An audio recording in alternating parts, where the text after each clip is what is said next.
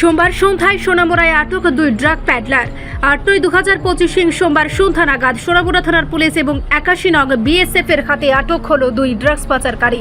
দুজন ড্রাগ প্যাডলারকে আটক করে ওনাদের বাড়ি থেকে দুটি সাদা বস্তায় বাজেয়াপ্ত করা হয়েছে মোট 100টি অ্যাসকফ সিরাপ। এছাড়াও একটি বান্ডেলে 600 গ্রাম ইয়াবা ট্যাবলেট উদ্ধার করা গেছে। তাদেরকে আটক করে থানায় নিয়ে গিয়ে প্রাথমিক জিজ্ঞাসাবাদ চালালে তারা পাচারের বিষয়টি স্বীকার করে এবং তারা জানায় যে এগুলি তারা বাংলাদেশে পাঠাবে বলে মজুদ রেখেছিল।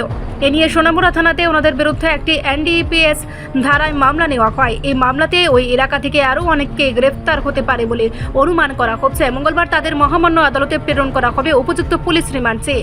আটক ব্যক্তিদের নাম ইদ্রিস মিয়া, মনুরা খাতুন, তাদের বাড়ি সোনামুড়া থানাধীন ফকিরাদুল্লাহ এনসি নগর বলে জানা গেছে। আজকে আমরা ইউএনসি নগর ফকিরাদুল্লাতে একটা জয়েন্ট অপারেশন করি। আমরা সোনামুড়া থানা এবং 81 নম্বর ব্যাটালিয়ন বিএসএফ এর সঙ্গে আমাদের কাছে একটা গোপন খবর ছিল যে ওইখানে ইদ্রিস মিয়া একজন আছেন, ওনার বাড়িতে অনেক অ্যাসকফ সিরাপ এবং ইয়াবা ট্যাবলেট মজুত করা আছে। তো এই খবরের সত্যতা জেরে আমরা ওনার বাড়িতে জয়েন্ট অপারেশন করি এবং ওনার বাড়ি থেকে 100টি অ্যাসকফ বোতল দুটা সাদা বস্তার মধ্যে আমরা উদ্ধার করি এবং একটি বান্ডেল যার মধ্যে 600 গ্রাম ইয়াবা ট্যাবলেট পাই।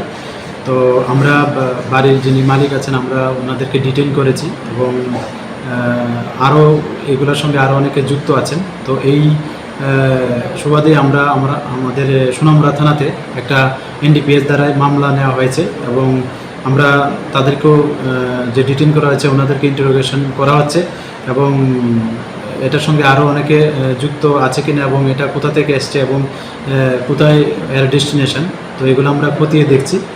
যারাই এটার সঙ্গে যুক্ত আছেন আমরা অবশ্যই তাদের আইনের আওতায় নেব।